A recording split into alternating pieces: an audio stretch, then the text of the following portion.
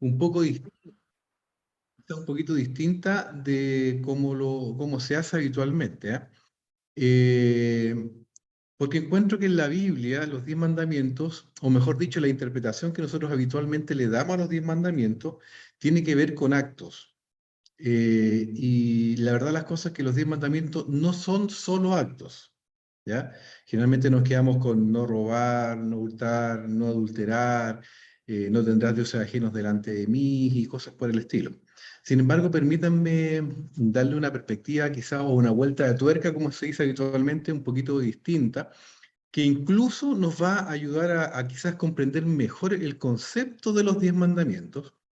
Incluso no nos va a achicar, todo lo contrario, nos va a ampliar el concepto de los 10 mandamientos, y nos va a permitir tener una perspectiva un poquito mejor, creo yo, de lo que Dios quiere para nuestra vida.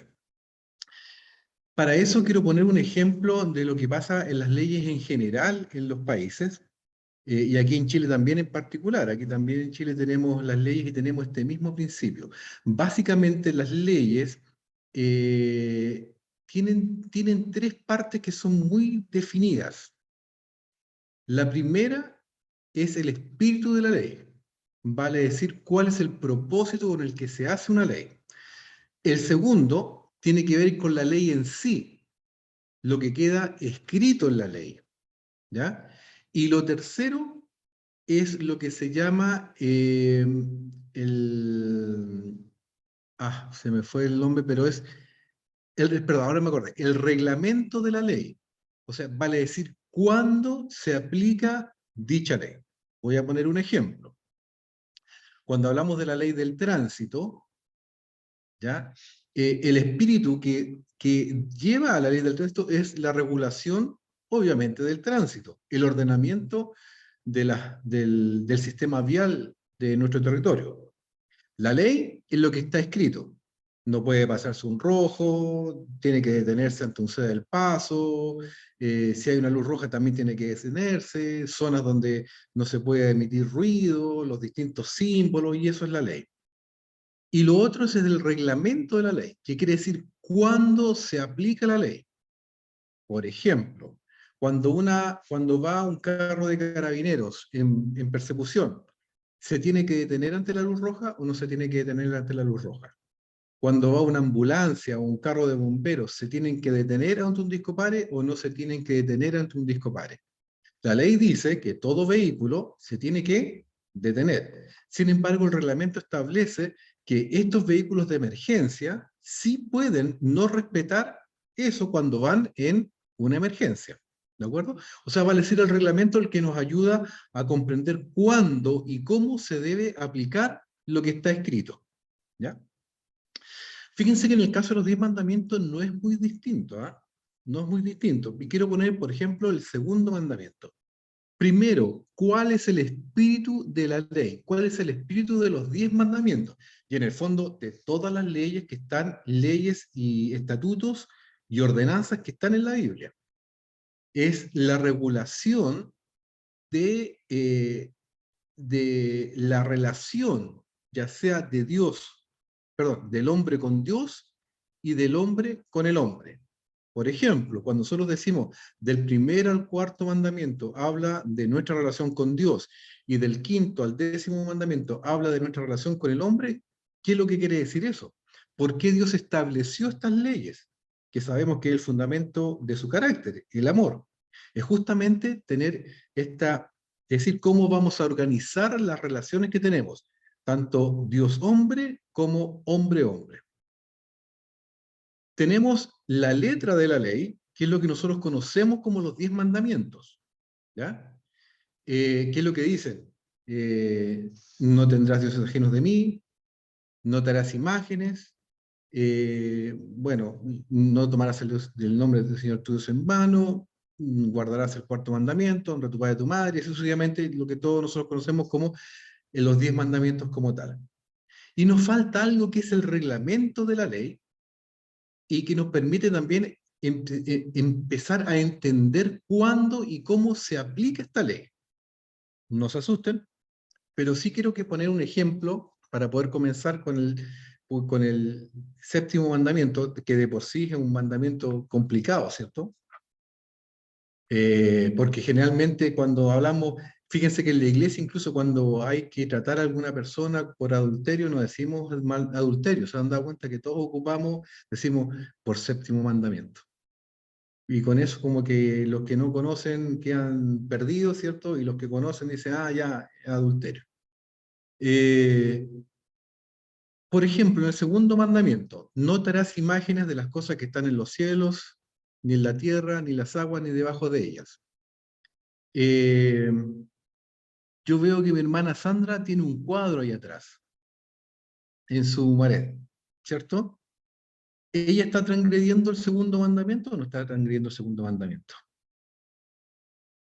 Veo a mi hermano Onésimo, que tiene un calendario allá con, me parece que es un paisaje del norte, ¿cierto? Donde hay una llamita.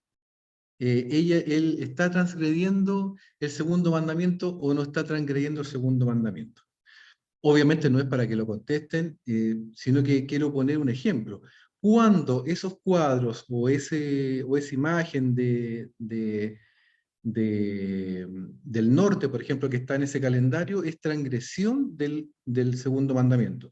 Si yo aplicara solamente la ley, lo que está escrito tendría que decirle, hermanita Sandra, usted está transgrediendo el segundo mandamiento.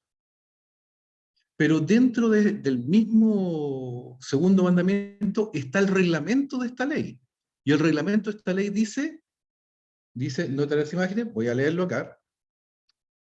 Estoy en mi Biblia del anciano, por si acaso, para que no crean que estoy mirando otras cosas raras, digamos.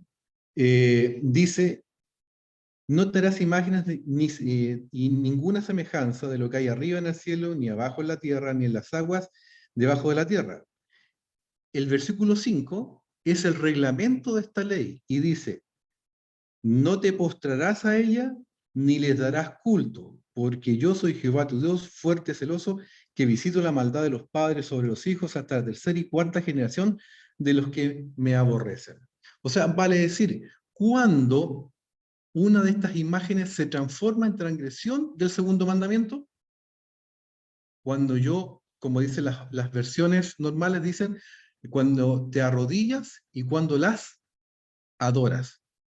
Por eso, por ejemplo, que en el caso de, ¿se recuerdan de los amigos de Daniel ante la imagen de Nabucodonosor? Ellos no doblaron sus rodillas ante esa imagen porque ellos no querían transgredir el segundo mandamiento. Bien, este análisis nosotros lo podemos hacer con cada uno de los 10 mandamientos. ¿Y en qué me ayuda? Voy a seguir poniendo como ejemplo el segundo porque creo que es más claro porque aparece el reglamento aquí mismo. En muchos de los otros mandamientos tenemos que ir a otros textos bíblicos. Pero en el caso del segundo mandamiento, si ustedes se recuerdan, por ejemplo, cuando se construye el tabernáculo no se construye, por ejemplo, con lonas de un solo color, sino que aparte de la lona tenían imágenes de ángeles, imágenes de fruta, un montón de otras cosas que estaban ahí. ¿Dios estaría transgrediendo el mandamiento, el segundo mandamiento? ¿Porque estaba el tabernáculo lleno de estas imágenes? No. ¿Por qué? Porque obviamente el reglamento de este mandamiento establece de que no se puede uno inclinar a ellas ni hay que adorarlas. Ahí está el punto. Bien, saltemos al séptimo mandamiento porque aquí está lo importante y lo que me encargaron revisar el día de hoy.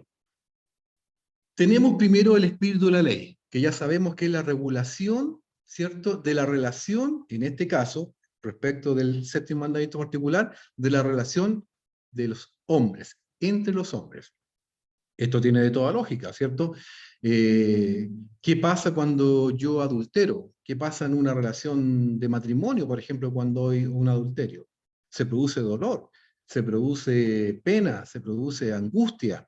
Obviamente no salen cosas buenas a partir de eso. Por lo tanto, el espíritu de la ley lo que quiere hacer es regular la relación del marido y la mujer y viceversa, ¿cierto? De que haya esta relación de no dolor, de no provocar dolor del uno al otro. ¿Ya? ¿Cuál es la letra de la ley? lo que nosotros leemos ahí en Éxodo capítulo 20, versículo 14. Tan sencillo como no cometerás adulterio. ¿Y cuál es el reglamento de la ley para el adulterio? ¿En qué casos ya se está cometiendo adulterio? Fíjense que Cristo en el Sermón del Monte vino a poner en claro ciertos aspectos de este mandamiento que nos sirven como reglamento e incluso nos dice cuándo se comienza el adulterio. Sí, yo los invito con sus Biblias que abramos en Mateo capítulo, capítulo 5, Mateo capítulo 5, y vamos a leer primero versículo 17 en adelante, porque Jesús lo que viene a hacer cuando se pone a hablar acerca de la ley, empieza a decir, estos son los márgenes en los cuales yo me voy a mover sobre la ley, sobre lo que yo les voy a explicar ahora. Eso es lo que está diciendo Jesús. Dice, versículo 17 del capítulo 5 de Mateo, dice, no penséis que he venido a abrogar la ley o los profetas. No he venido a abrogar, sino ¿para qué? A cumplir. O sea, Jesús está diciendo, lo que yo les voy a hablar de la ley ahora tiene que ver con el cumplimiento o el correcto cumplimiento de la ley, y yo no vengo aquí a borrar ninguna cosa. Todo lo contrario, vengo a explicar lo que la ley quiere decir en algunos puntos que trata más adelante. Versículo 19, es más, dice, por tanto, cualquiera que suprima uno de estos mandamientos, aún de los más insignificantes, y se enseña así a los hombres, será llamado menor en el reino de los cielos. Mas cualquiera que los cumpla y los enseñe, este será llamado grande en el reino de los cielos. Pero os digo que si vuestra justicia no supera la de los escribas y fariseos, de ningún modo entraréis en el reino de los cielos. Por lo tanto, Jesús, en el análisis que va a hacer de algunos textos de la ley, viene a establecer claramente cuáles son los principios que se deben regir. Primero, que Él no viene a borrar nada de lo que está en la ley. O sea, el texto de los 10 mandamientos, Él no va a borrar ni una jota ni una tilde. Así de sencillo. ¿Ya? Pero sí viene a explicar cuál es el correcto significado o correcta aplicación de alguno de estos mandamientos. Pasemos al versículo 27, que es sobre el tema que ustedes me invitaron a conversar hoy día. El versículo 27 dice así, oísteis que fue dicho, no cometerás adulterio. Aquí, ¿de qué está hablando Jesús? ¿Del espíritu de la ley o de la letra de la ley?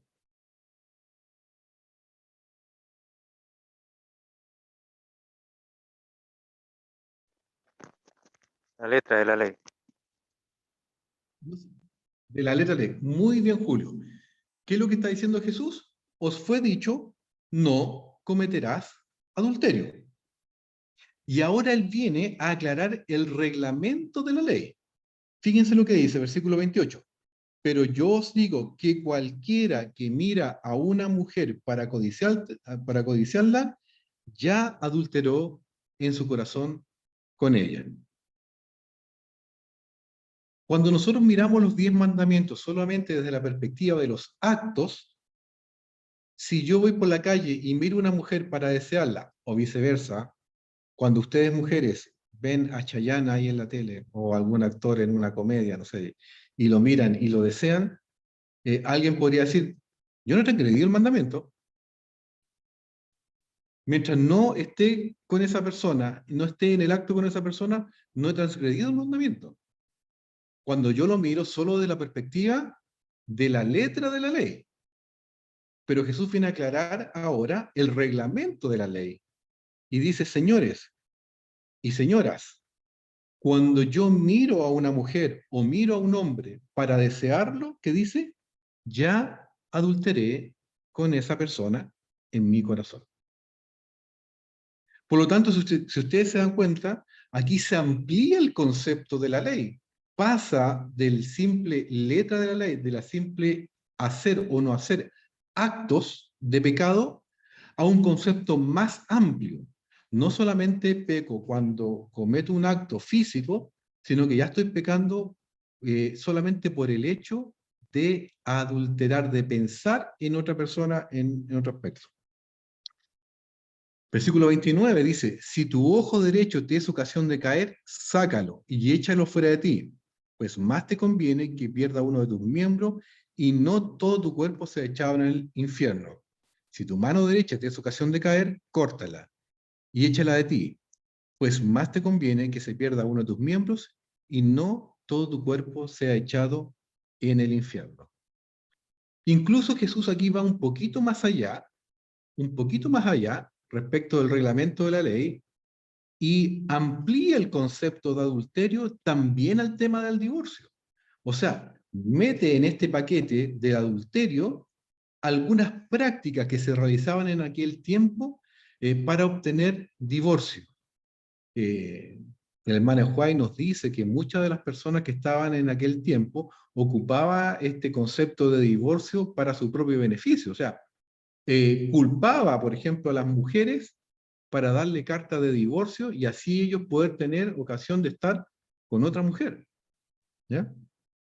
Dice, versículo 31, también fue dicho que cualquiera que repudie a su mujer, que le dé carta de divorcio. Pero yo os digo que todo aquel que repudie a su mujer, a no ser por causa de fornicación, hace que ella adultere. Y el que se casa con la repudiada, también comete adulterio. Se dan cuenta que Jesús, en esta tipificación de que yo les hago de el espíritu de la ley, de la letra de la ley y del reglamento de la ley, no viene a achicar la ley, no viene a achicar el concepto que tiene respecto al adulterio, sino que más bien viene a agrandarlo, viene a ampliarlo. Porque recuerda, el espíritu de la ley, ¿cuál era? La convivencia y la relación, la correcta convivencia y la buena relación entre el hombre y el hombre. En este caso, entre el esposo y la esposa y viceversa. Y lo que está diciendo, ustedes tienen que preocuparse de ustedes a tal punto que no pueden estar mirando a otros para desearlo, sea hombre o sea mujer. El que hizo eso ya adulteró.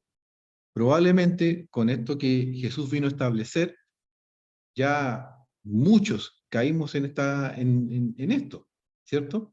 Pero el punto aquí no se trata de decir qué tan pecadores o no pecadores somos, sino que más bien a conversar que, que Jesús viene a poner en claro estos conceptos.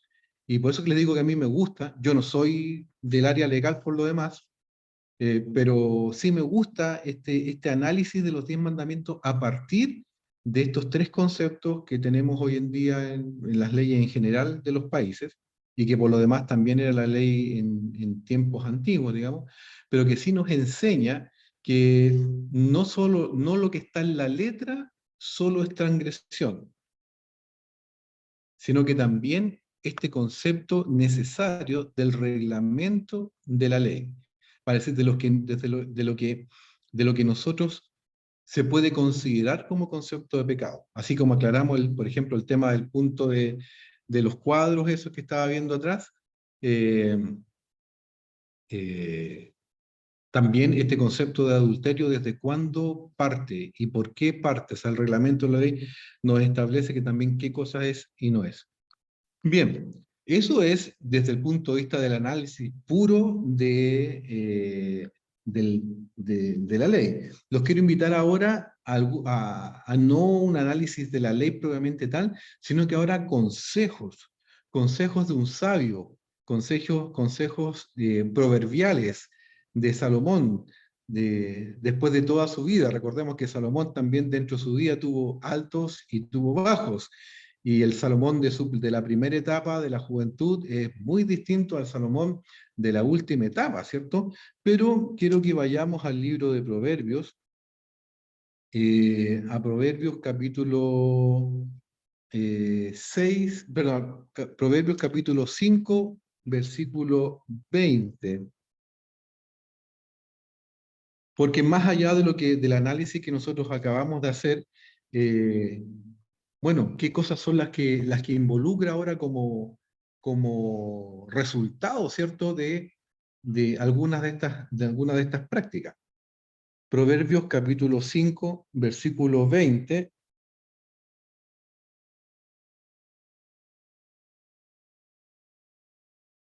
Y versículo 21 nos dice el, nos dice lo siguiente: ¿y por qué, hijo mío, andarás ciego con la mujer ajena y abrazarás el seno de la extraña? Porque los caminos del hombre están ante los ojos de Jehová, y él considera todas sus veredas. Eh, Hay un consejo que está un poquito antes en el versículo eh, en el versículo 15 en adelante, donde explica la pregunta que estaba haciendo en el versículo 20. Dice: bebe el agua de tu misma cisterna y los raudales de tu propio pozo. Se derramarán tus fuentes por las calles y tus corrientes de aguas por las plazas. Sean para ti solo y no para extraños contigo. Sea bendito tu manantial y gózate en la mujer de tu juventud, como sierva amada y graciosa gacela. Sus caricias te satisfagan en todo tiempo y en su amor recréate siempre. Y ahí pregunta, ¿cierto? Si tienes todas estas cosas, eh, ¿andarás ciego con una mujer extraña? Vamos a leer ahora el mismo libro de Proverbios, capítulo 6 y versículo 32. Porque estas son parte de las consecuencias, ¿cierto?, del adulterio. Dice: mas el que comete adulterio es falto de entendimiento, arruina su alma el que tal hace.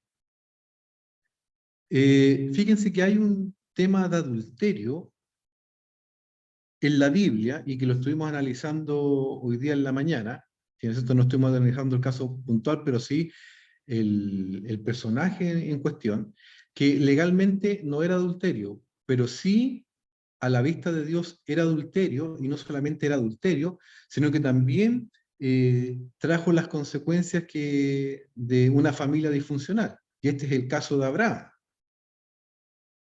Eh, Cuando Sarai, hasta ese entonces, Sarai, la mujer de Abraham, no podía tener hijos, Abraham tenía una promesa de Dios que le había hecho, que le decía que de su simiente iba a haber un gran pueblo, una gran nación, y que iba a ser como la estrella de los cielos y como la arena del mar, incontable. Sin embargo, ¿podían tener hijos o no podían tener hijos? No podían tener hijos.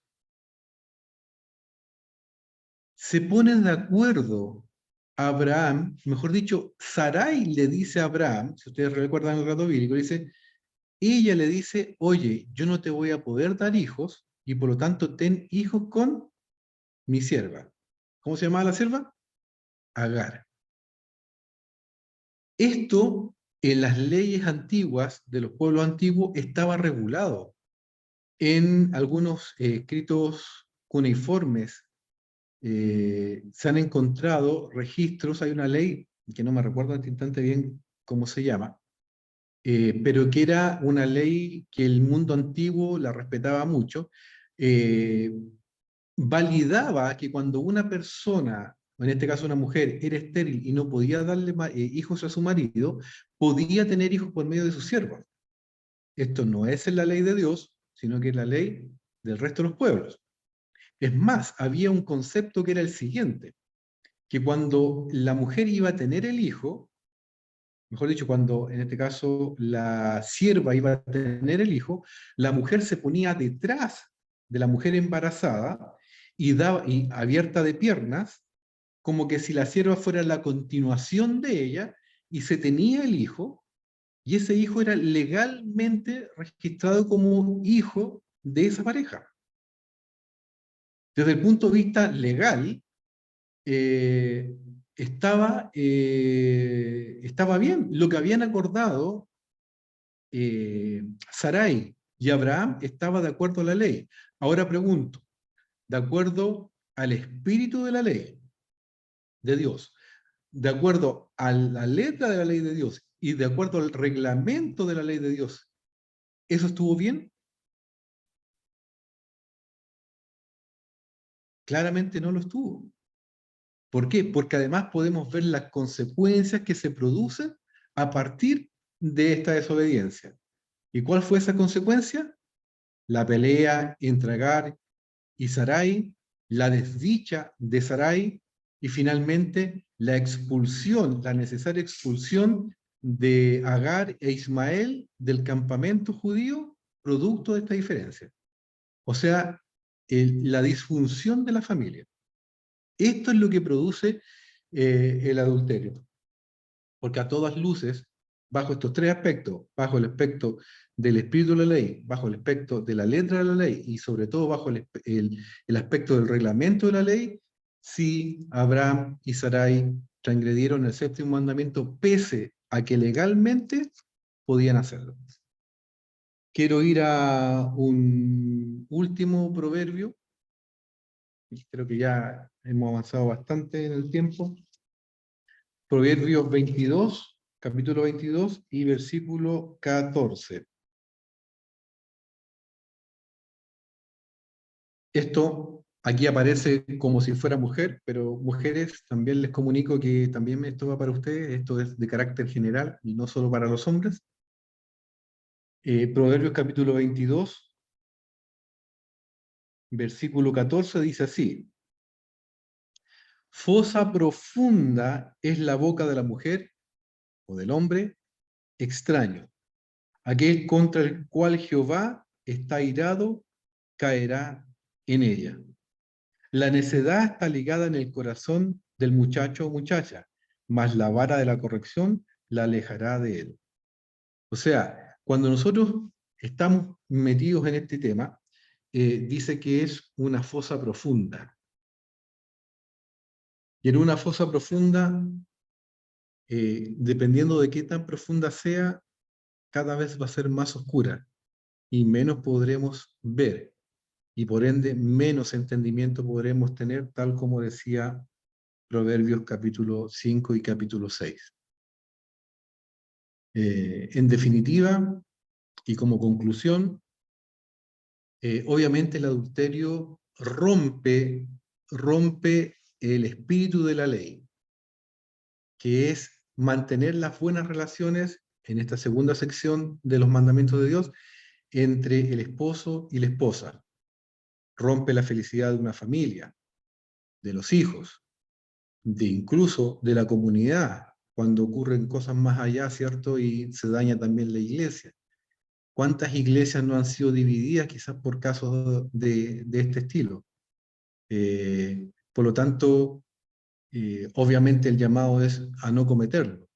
Sin embargo, cuando uno tiene la problemática y cuando ha caído la problemática, aún hay salvación para ello. Y para los que quieran quizás investigar un poquito más y no quitarles más tiempo al respecto de esto, los invito a leer el libro de Oseas. El libro de Oseas, hay una mujer que es adúltera, pero que Dios le pide a Oseas que la ame y que vaya tras ella hasta convertirla. Yo sé que de repente puede ser un caso extremo. Yo sé que nuestra sociedad hoy en día no busca eso, todo lo contrario. O sea, la primera que te hagan, sal. Eh, pero a veces Dios también quiere poder reivindicar esos matrimonios que por A, B o C motivo han caído en esas circunstancias. Así que, bien, no sé si hay alguna duda, pregunta.